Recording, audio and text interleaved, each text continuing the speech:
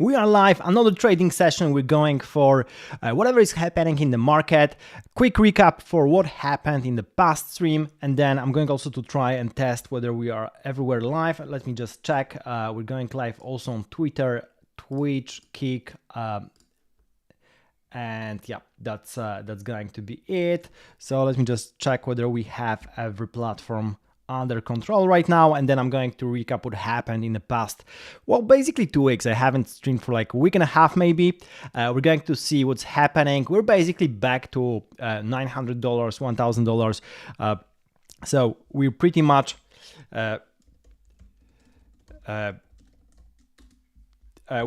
where we started, but market is looking a little bit better than it used to be. In the meantime, there was another leg down.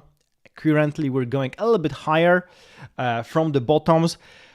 I'm not sure whether that's the end of the price action, but yeah, we're going to try to investigate that and then have some positions on by the end of the stream. The idea here is that we really want to push it as far as we can go and also get as many points along the way on lighter.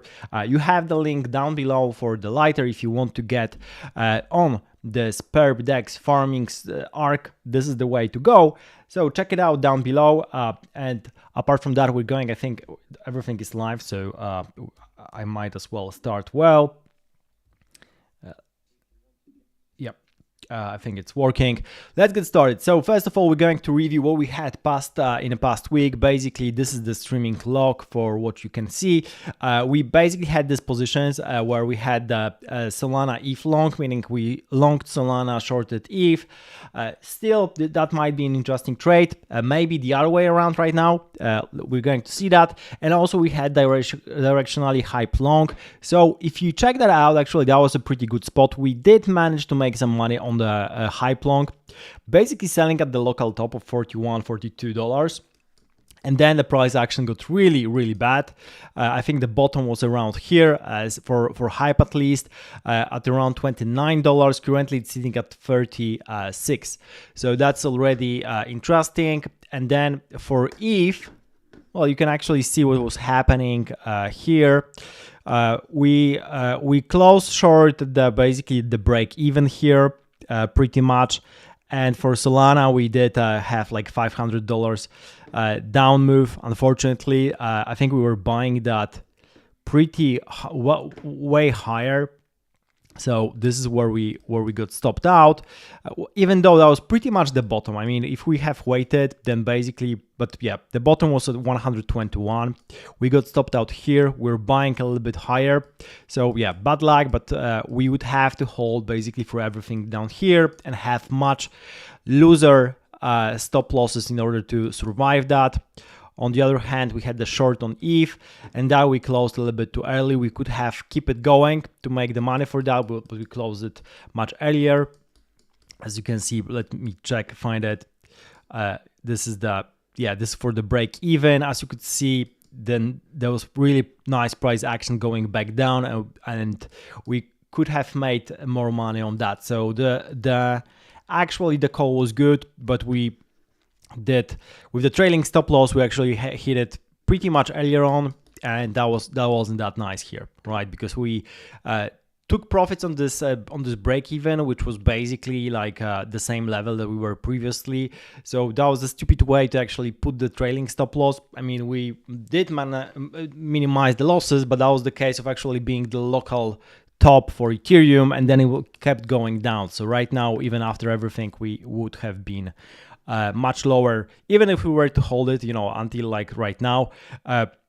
If it's still like $150 lower than where we started to short it. So that was a bad thing. So yeah, altogether, I think this is the minus PNL for like, let me check how much we are minus, but not that much, I guess. It's like altogether we have what, like 921. Yeah, that's the 921. That's our portfolio. So we had like minus, I guess, 100 or 253. That's our minus. So hype long hit. if closed too early for break even. That was a good call, badly executed, unfortunately, and sold long lost. So yeah, this is for the past week. This is good to remember. Let me see where we are right now. So also as a reminder, this is our score so far. We got last week 0.6 points altogether. We have 11 points here. And going up, I think it's worth farming lighter still until TGE. This is basically pretty much the best exchange after Hyperliquid right now. Definitely the most popular after Hyperliquid. So even though I'm farming a couple of other exchanges like Extended, Pacifica, Variational, they're planning to have points. Also, I just added to the airdrop point calculator GRVT, Gravity. So they also have a points program, which is pretty good. But the general idea here is that you can't farm them all. Lighter is definitely the best. So if you don't have enough time, then definitely focus on lighter. This is basically the idea. Also, if you want to see the calculator, the link should be down below in the description. But if you don't see it, just go to cryptoexchange.sh, click on points calculator, and you'll be able to see it. This is an easy way to actually find different exchanges that have points program, airdrops coming, and you can calculate basically how much of an airdrop there is potential for.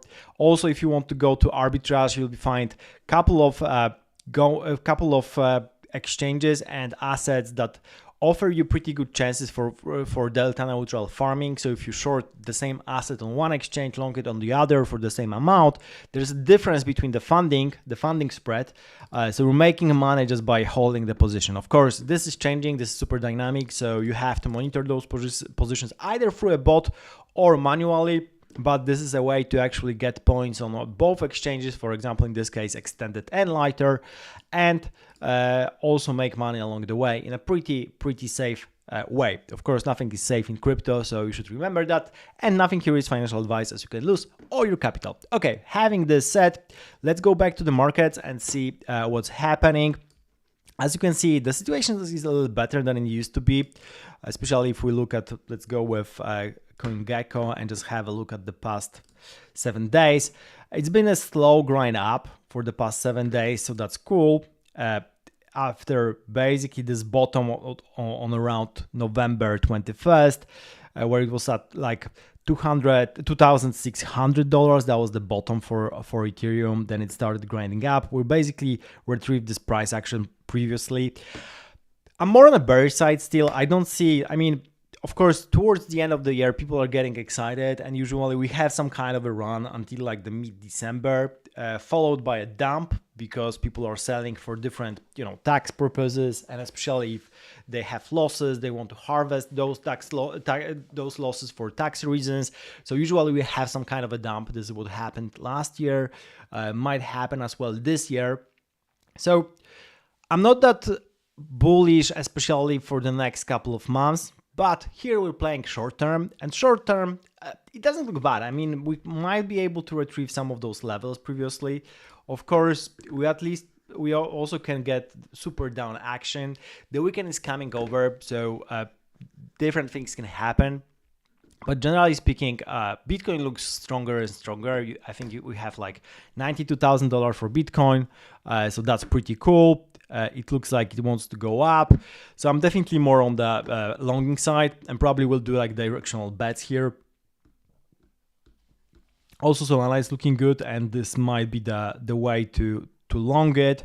I'm probably going to long it with this kind of level. Let's see how it goes with, say, $5,000 per position here. Let me put that on the market and see different levels. I want to see with stop loss at 135. Yeah, I think this is a pretty good bet here for the Solana. And I'm really tempted to do like just pure bet on Solana and Ethereum, just longing everything for the short term with yeah, with Ethereum maybe a little bit. I mean, if we lose these previous levels, then I'm probably out. But let me try do that with here, and let's see where we get at.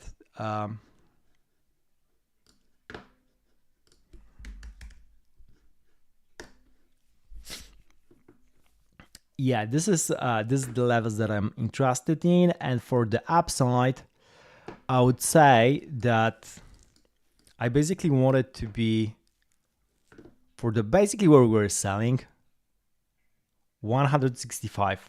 That's probably the level here that I want to get.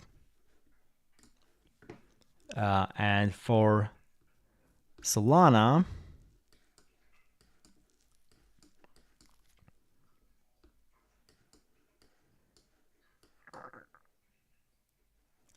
yeah, I would say safer is 155. That's probably the level that I want to look at here.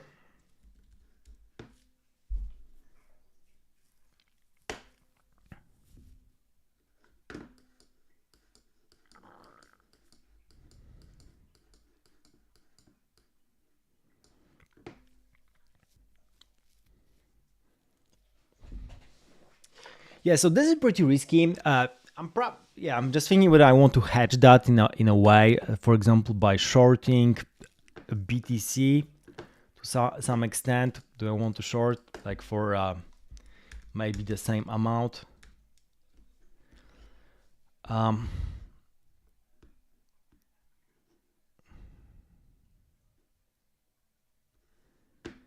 mean, let's try shorting, and then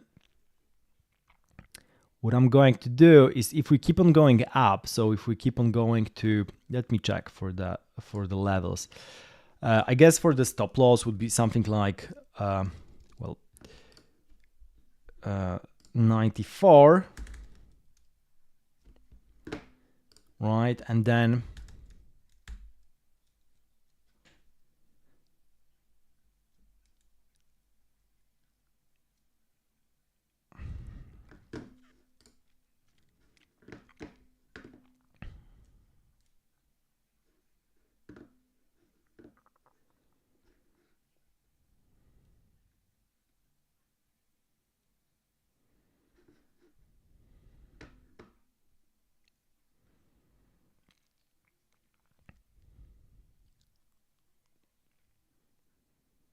yeah, I think that's cool. I mean, if BTC will keep on going up, I mean, this is the pretty fair description. If BTC will keep on going up, then we're going to and go beyond $94,000. Then if we'll definitely hit its target, we have pretty modest target, and that's going to even out pretty much those two positions. I mean, the loss on BTC short will if long will make up for it.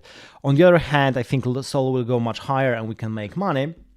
So this is pretty cool. I just think like, how much do I want to risk here? Do I want to just maybe do it without this short for Bitcoin?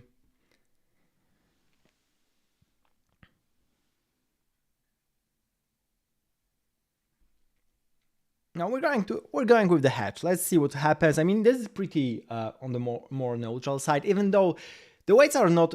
I mean, you see, like even though the position value is pretty much the same on the long and short side, right? So we have $15,000 on the short side, $15,000 on the long side, summing up Ethereum and Solana. It's not exactly equal because the volatility on Ethereum and Solana is much larger than on Bitcoin. So if you want to really even that out, there's some math to be done. And I think the stat, of course, depends, but you can calculate like how much volatility of ETH corresponds to how much volatility of Bitcoin, and then, adjust those positions a little bit. And usually what would happen is that you probably would have something like maybe $20,000 for Bitcoin in order to do it. I'm not doing that here. I'm doing with the simplest option here, probably. Let's see what happens. I think this is pretty good. Again, the goal is here to make as many points as possible. So this should make money in principle if we go up, and we shouldn't lose that much money if it keeps on dumping, thanks to the hedge. And I don't think there's a world where we lose everything. I mean, it's always possible, but in this case, it should be harder. Let's have a look at some of the other coins, because there's been a couple of interesting developments recently. Fartcoin was an interesting bet. I mean, I totally missed that this time, but it was super low. It went below 20 cents. So the total market cap was like $180 million here, and basically doubled since then. So it could double really here on leverage if you were to hit it around this bottom here. Of course, super risky play. I didn't do it, so yeah, I totally get it if you didn't as well. So we really had this bottom here. So the bottom was also pretty interesting because it was different for different assets. So Fartcoin was 22nd, just like a hype as we've seen before. But for Ethereum, I think that was the day before, right? You had the real bottom here the day before on Friday, which is of course cool because majors usually follow majors first, and then you have more riskier assets after that. But that doesn't sometimes work like that. They usually also have the price action on the same day. For Bitcoin, I think it was similar. I mean, on 21st of November, that was the bottom, right? You can see here on Friday, this was the bottom. $80,000 basically didn't went below $80,000, but that hit basically $80,000 and 700. That was the lowest price of Ethereum of Bitcoin. So you could get $10,000 upside here. That was pretty cool move. Of course, if you were trying to hit that, even if you were bidding at this levels, that was pretty cool to get it. Again, this is more of a short-term trading here. For the long term, I don't know. I'm still not accumulating spot. I'm just chilling and then seeing. I love to buy back some Ethereum and some Bitcoin and some Solana at some point, and also Hype, of course. Those four, as you can see here, also on the top here. Those are my preferred assets. Maybe also some Fartcoin for the riskier assets, but I don't think this is still the time. I mean, I'm still on the 50-50 whether we go up or down here, and maybe even 51 we go down, 49 we go up. But even if we're going up, I think there's a cap on that. I really don't see right now how we could go back, for example, for Bitcoin going to $120, which if you look at the chart, for example, for the past couple of weeks, then we just went at 125 here. And there are so many things that happen in between, but for the past month, we basically had a down only a price action. So yeah, I don't see that happening. I don't see that happening soon, and that's why I'm more cautious regarding the price action. We're going to see what will happen, of course. But for now, those kind of positions, short-term trading, not buying anything for the long term, I think I'm fine with that. Let me just have a look at long. If long, BTC short.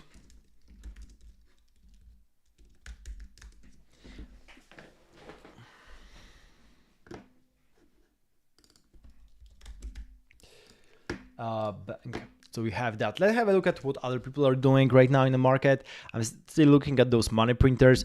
They basically are still bearish. Slightly bearish on Fartcoin, super bearish on ZEC. Yeah, so Zcash was a pretty nice asset, but it's currently trending down a little bit. Also, if you look at the longer chart here, you can see that it looks like there's definitely this level here that we are currently touching. And if we lose that, then probably it will go much lower. But other than that, it might also go, if the market keeps on trending up, the ZEC trade might be interesting.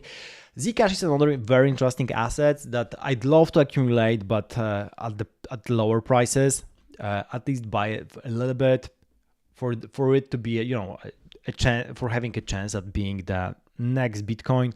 Something like Litecoin was at some point this silver to Bitcoin gold.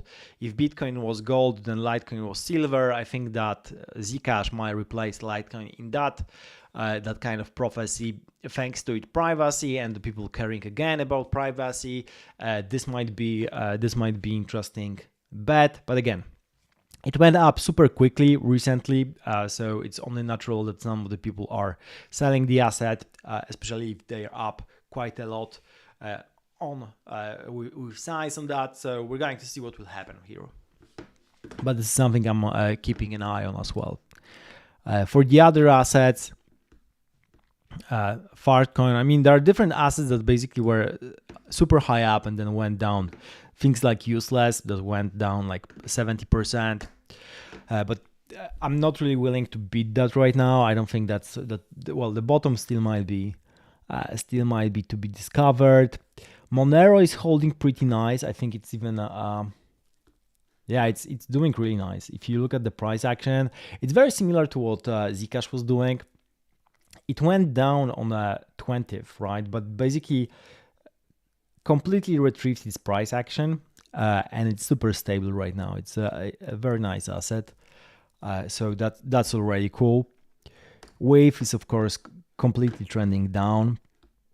I mean, especially you can see what happened on the 10th of October, right? There was like no bidders for that. It went down from $700 market cap to basically $100 within the span of a couple of seconds, couple of minutes. It retrieved a little bit of its price action, but then it's still trending down. There's no one bidding for Doc with Hat. Pangu has, of course, Lucan ads, and there's the entire ecosystem that's super cool, with NFTs being cool as well. But the Pangu itself, the meme coin, is just trending down. And again, this is the week on 10th of October, and it seems like we're just going to hit that as well. So currently, I think the valuation, this is like what, $100 million for Pangu. We can see what, Pudgy Penguins. No, it's actually closer to $1 billion. So it's still super high actually for a meme coin, right? Especially that at some point there will be abstract coin related to the abstract chain. This is directly correlated with the Pangu ecosystem. So I think this would be basically a hit also on Pangu price. We're going to see. XPL, this is down only since the launch. I mean, in the beginning, that was like, I remember even bidding around those prices here for the short-term play, but this was like great farm for people that managed to get into Plasma, for depositors and so on. But then after the initial hype and price action, it basically all went down. And after 10th of October, it's trending down and it's below its 10th of October week right now. So really crazy to see. You could lose a lot of capital if you just get into XPL. Basically 90% down, 80% down. Crazy to see. Pendle is great as an asset, and generally, so this is one of the utility projects that I'm looking at. I saw it quite early, but missed it at the prices below $1. Never bought it, and then it ran away from me. I think if we get to the proper bear market, this is something to bet on heavily, because they're doing great things, and there are many DeFi protocols that are coming to the market. For example, USD AI, a couple of others where you can buy things on Pendle that give you more points, and this is a great strategy. A lot of DeFi farmers that I know of are using this kind of strategy, and it also makes for revenue for Pendle, which is of course great. So worth keeping in mind. Pendle, definitely this is something that might be useful at some point. If you're into DeFi farming. We're going on with the list. What else? Bonk, pretty interesting. I mean, those weeks are super crazy. I don't know even what happened here. Of course, the Bonk guy, who's right now more of a useless guy, I guess, just for shilling more of the useless token than Bonk. He got liquidated on that week here. We still are to basically go there if Bonk is going down. But this is one of those crazy weeks on 10th of October that happened, but it has even crazier week here on the way up. This basically, if you were both long or short, you get liquidated on this week very easily, because the price variation here, even I think if you have like 2x leverage, right, then yeah, 2x leverage liquidates you both ways, which is crazy. This is crazy. But Bonk is of course the OG meme of Solana, which started the run in 2023. So worth keeping that in mind, because when we have more risk on season, then some of those assets will quickly reprice. People will start bidding things that they remember are going fast. So Bonk, maybe with maybe Popcat, Fartcoin, Pepe. Pepe is of course also super down. I mean, we can also have a look at I think it's below $2 billion. So Pepe was the OG meme coin from 2023 that basically this was the moment that people started believing in bull market coming back, which will happen in 2024. But right now we are back almost to the 2024, early 2024 prices. So we are around $2 billion. So that's pretty low, especially if you consider that at some point that was at 10-11 billion dollars for Pepe. So that was really crazy. So we nowhere near these prices, and I don't think there are many bidders at $2 billion right now, unless we're getting a new, new kind of money regime. I don't know. Something must happen in order for people to retrieve this kind of optimistic, bullish outlook towards those kind of risky assets in order to do it. Pump.fun, this is something that I was trying to beat multiple times. Of course, there was TGE, but we did that even on stream here. Crazy price action, of course, on October 10th, and never really recovered from that. As you can see, it's basically down since then. Nothing really is going on here. So it's a moment where you really have to wait and see what will happen. It's okay to be sidelined. This is my motto for the end of this year. You don't have to beat anything. You can just, for example, farm lighter or other perp dexes, having those delta neutral positions or doing other stuff, but you don't have to have like huge spot positions or trying to beat here. Just wait and see, or swap DCA into positions. That's also cool if you want to. But you don't have to hold anything if you don't want to. SWI went down a lot also. This is one of those assets that were doing really great. Went, I think, to like $5. They were doing really, really great. And then down only since October. And also there's like less and less people interested, I guess, in the whole ecosystem. There are too many L1s, also with Monad coming along the way, Mega ETH on the horizon for the great L2. So there are definitely a lot of competitors for those kind of spots. So I don't think it's not going to be easier along the way. By the way, since recently there are equities on Lighter, you can directly bet on Coinbase, Robinhood, Palantir, Tesla, Nvidia. More are coming along the way. You have commodities, you have silver, gold, and you have different currencies that you can beat on. So it might be worth to do that, because maybe they will give more points to people that are doing that. We of course did something with open interest, so assets that have low open interest might be interesting. Worth checking them out. Those are definitely the assets that might be interesting. And to be honest, at some point I'm thinking more and more about switching from pure crypto plays to equities. I think that's where most of the action is right now. Those assets are more interesting because they don't give you a 50%, 80% week within the span of a day. Sometimes they do. I mean, there are of course like smaller equities, smaller stocks that can do something like that, but you have definitely a more interesting price action. So with more and more platforms that are giving you perps for trading those equities, I think it's going to be interesting, and this is something probably that we might do in the next kind of trading session for streaming. Once we finish with this streaming session, just trading equities on those different platforms, because apart from Lighter, one of the best platforms here on the list is, if you go to Points Calculator, is Ostium, and you also have Vest Market. So both Vest Markets and Ostium, they offer you many more stocks. I think with like hundreds of them, you can basically do whatever you want with them. And the cool stuff is that you can go with up to like sometimes 10, 25x leverage on some of those assets. So that's really cool. And you can basically use some of the strategies you had for crypto on stocks, at the same time beating, for example, the future of quantum or future of robotics and stuff like that. So you have really nice narration rather than, bidding on dog with hat or bidding on PopCat, the cat that pops. I think there's the mismatch in narrative here between bidding on quantum computing becoming the next big thing and bidding on cat popping again.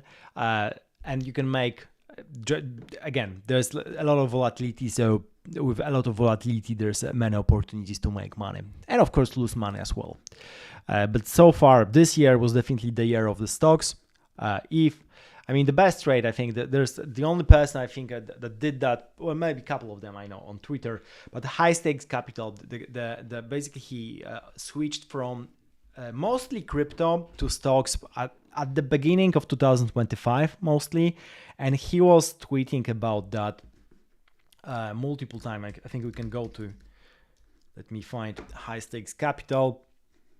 He's of course one of the best traders, really great stuff that he's posting. But if you go to some of his tweets before, right now he's mostly tweeting about stocks, which is great, of course, tweeting about sometimes about Ethereum or Hype, or some of those majors. Because he basically traded majors and made multiple, I think 9 figures, so like hundreds of millions of dollars, currently living in Dubai.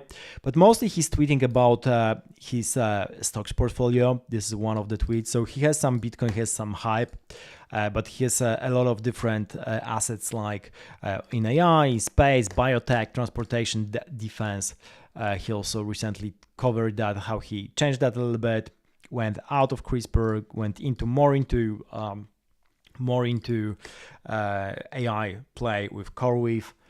So that's really cool stuff. And I think of going into that rabbit hole as well, especially with the ways you can go between crypto and have those tokenized stocks. So you don't really go outside of crypto. You're still playing in crypto, but you're playing with equities. And I think that's really great. And that's going to maybe dominate 2026. I think the biggest bets for 2026, what will happen with crypto is, first of all, tokenized stocks that's coming. Regulations are here, especially for the US. I think for Europe as well.